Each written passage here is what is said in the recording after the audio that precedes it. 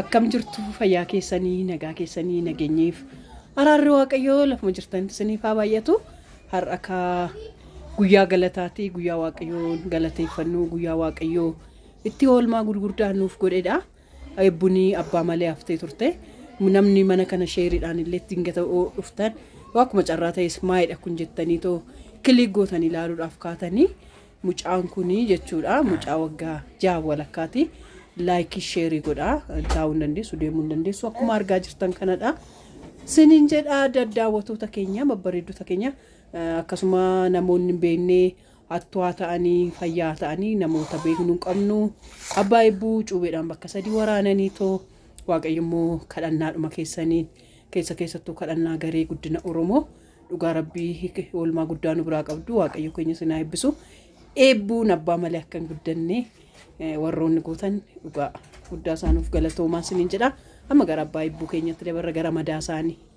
Akka carraa ta'e ka har'a kunoo abbaa eebbuu mana hakimii dhaqnee irraa hiikateera. Hiikaniifiru madichi kunoo kana fakkaata. Waaqayyo ooshaadha. Waaqayyo dooshuu baatee gara mormaatti xiqqoo ol tuqameera ta'ee jechuudha. Qalmaan isaa akka itti qalame asii gadeedha akkasitti qalame. Odoo xiqqoo mool jedheera ta'eera jechuudha. Asitti xiqqoo akkas jedhee akkas gochuuf kutuudhaaf turanii. Amma garuu lafee asii gadee amma fakkeenya foggaa akkasitti ilaallu waanuma xiqqoo nutti fakkaata gara keenya xiqqoo fakkaatee mul'ata jechuudha. Amma foggaa akkasitti ilaallu wantichi xiqqaa miti. Laala amma kun shiboon keessa jijjiru laala siniin jedha. Shiboon isaa keessa jira. Argitaniitu jechuudha. Amma kana keessaa asii gadee akka wannootti nama hodhameeti malee uggaasan uggaasa qaamaan ilaallamu baay'ee nama surraa ture. Waaqayyo mooshaadha. Abbaa eebbuu koonaaf ooshee siniin jedha. Achimmoo gara dudduubaatti sin agarsiisa. Inni kun immoo isa karaa dudduubaa karaa sombaarra waraabnamedha.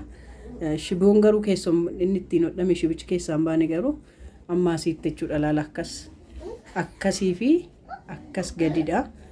Odoo xiqquma ishii gara sombaatti siqee kana laala ka anamma kana keessa cuubee asii gadee namatti dhaanii nama keessaa asii olee buqqisanii dhiisaatu jechuudha. Kun asii gadeetti dhaaniituma keessaa asii olee buqqisanii somba argatanii ajjeesuma barbaadanii siniin jedha. Isa gara gadii immoo gannaa jedhame ani sodaadhu kun ishii kanadha dhugaa rabbi. Ishii kana baay'een sodaadha beektaa laala sinitti mul'ataadha. Ishii kana dugugguruu yoo gubbaarradha dugda gubbaadha. Hodhamuu fi diddeeyyuu rakkisaa turte laala shiboon keessaa ganaa yaa'a. Afaan garuu itti deemaa jira jechuudha waan jedhu gooftaaf haa galatu. Kana ka laala fi naannoo isaa xiqqoo ishee alaarjikii ashagamaa turee fi wannoon natti fakkaata. Kana siniin jedha ka waaqayyo ooshaadha.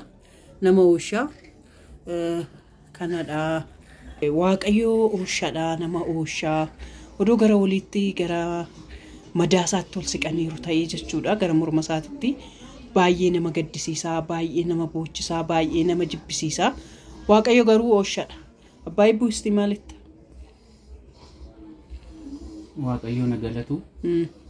Waa'ee eegumsa isaaf, waa'ee araara isaaf, araara isaatiin har'a ga'e maqaan isaa ulfaatu.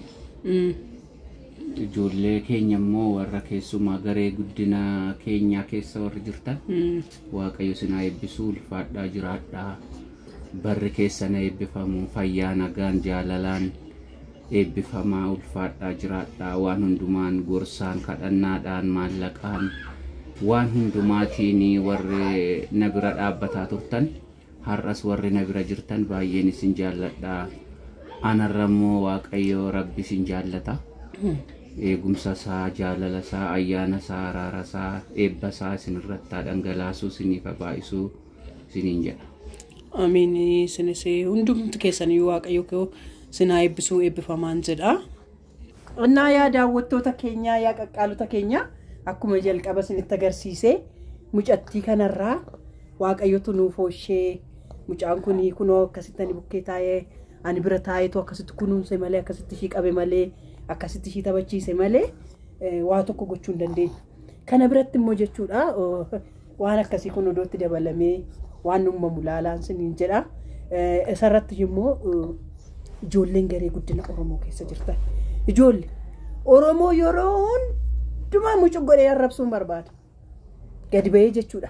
Maaliif immoo arrabsita wanaan jettan nama du'ee fooloo godhu nama du'ee biyyoo keessa jiru fooloo godhu jiraatti na gargaarii jiraatti na bira dhaabbadhu jiraatti yuutuubii ko sabskraayibii godhi tiiktookii ko foolii godhi on jedhe nan godhan har'a garuu haatee baduu teena rest in peace sin jennaan jechuudha.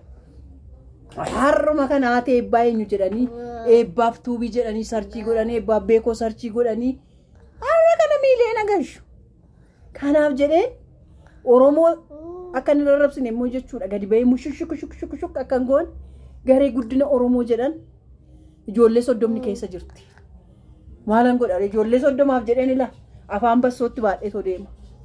Afaanumaan bassootti baadhee bassoodhuma afaan tibsa baasanii deeman beektu miti bassoodhuma bakka yoo nootti sinukaa yoo nootti iftan sinuudha isaan irraan kanaaf garuu jechuudha ijoollitti isin irraan kanaaf Oromoon jiraatti nama gargaaru beeku du'aatti garuu si gargaara duutee jennaan an akka Oromoo du'a keeyyuu si bareessu hin jiru Feesbuukii TikTokii yuutuubii siifaaf laqallaqa yaa rabbi tokkicha dhugaa rabbi kanaaf yaa Oromoo jiraatti walaa gargaaru eegana ni du'e booda naaf hin booyinaa eegana ni du'e booda rest in peace naan hin jedhinaa jiraatti na gargaaraa gaafan sin hin jedhu na gargaaraa gaafan jedhu yuutuubii ko miileena naaf gashaa yuutuubii ko dhumaa sabskraayibii hin godhina godhaan sin hin jedhee wayyo godhaa jechuun immoo lakkaa Oromoodhaan hin godhinaa jechuudha hin godhinaa baqa miileena hin gashinaa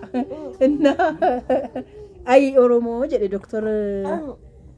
Abiy Ahmed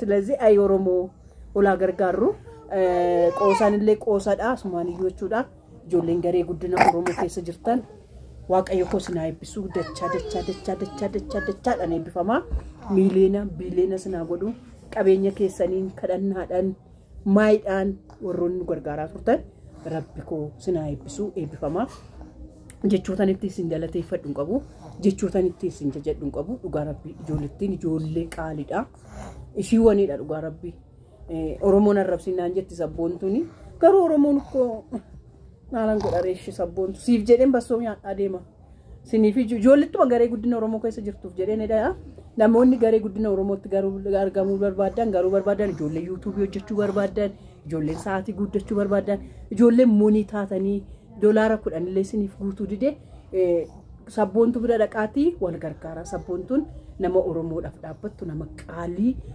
odoo ishiin duute ko amma yaa sabboontu ko anaaf yuutuubii akkasitti naa guddisiiftetti sa'aatii akkas naa gootetti yaa sabboontu jettu dhaqaatoo sabskraayibii godhaa liinkii ishee jalan sinii godhaa dhaqaatii sabskraayibii godhaa warroon numti ilaaltanillee maqaa haadha eebbaatiin yaa sabboontuu galatoomii guddaa isaanii dhugaa rabbii sabboontuu jechuudha haadha kootti waan inni manneen ishiitti madda waan haadha kootti dubbanneen ishiitti dubbadda namoota hedduudhaaf sagalee karaa keessaallee siniif iyyuu aniyyuu hin deebisu beektu warroonni nan siniin deebifne biizii ta'e jechuudha garuu ishiitti sagalee numan qabaa sagalee gaafa inni qabu qilleensa irraan turtu numa naa deebifti isa nagaa miti kaaniin itti isa dhiiga namaa boochisu isa laphee namaa tuqu isa nama maraachuudhaan inni ishiidhaaf ergu maaliif ishmatta naarii baafadha ishmatta waan hundumaa baafadha ishmatta waan hundumaa himadha eega ji'a afuriiti sabboontu ani nan boqodhe dhugaa ishmatta ni madha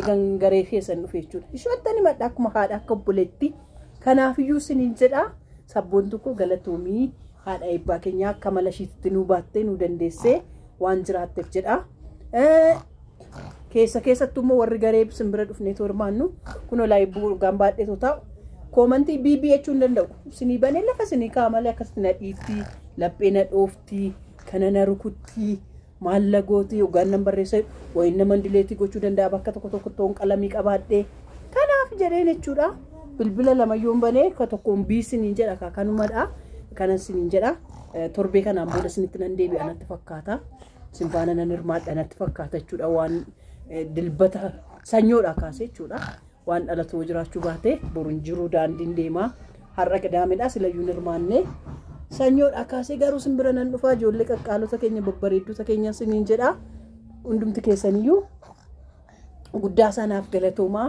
waaqayyo ko sinaa eebbisuu naaf eebbifamaa sabboontu kun mulaqaatu naa galateeffadhaa ijoolleen garee guddina Oromoo jala jirtan hundi keessaniyyuu waaqayyo koo dachaadhaan sinaa eebbisuu eebbifamaa miileenaan biileenaan sinaa eebbisuu hundi keessan jechuudha warri kadhannaadhaan warri waan hundumaan nu bira dhaabattan rabbi sinaa eebbisuu eebbifamaa siniin jedha guddaasaa galatoomaa abbaan eebbummoo gaafa sirriitti qulqullaa'e fuuldura malaan pirankii isaatiin hin dhufna ishee pirankii irratti goona ishee pirankii irratti goonee waan haasofnaa ammasitti garuu nagaan nuuf tura madaan immoo qooraa jira argitaniittu gaafa sirriitti dhibbatti qubaree fayyimmoo pirankii isaatti hin deebinaa siniin jedha akaakun akkasumatti sinii ol taatee eebbaa keessanii eebbaa afaan akkasitti eebbaan hin reebdi yoo barbaaddeettu taalti yoo barbaadde waan barbaadde gooti siniin jedha baay eebbifamaa.